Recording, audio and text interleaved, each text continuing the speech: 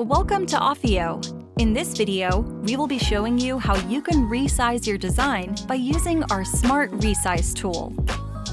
Once you are done with a project, you should maximize its potential on different platforms. That means repurposing it to a different size.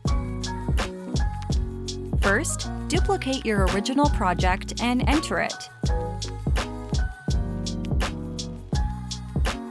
Select Resize at the top right corner of the storyboard.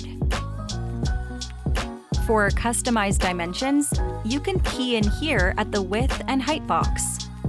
Quickly resize your project into square, vertical, or landscape format from the selection here. Click on See More to choose from all of our common sizes for various social media content.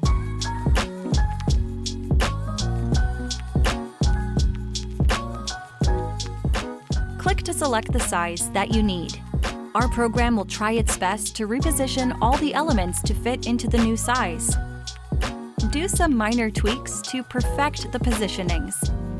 You can use the tools in Position to ease up the repositioning of the elements.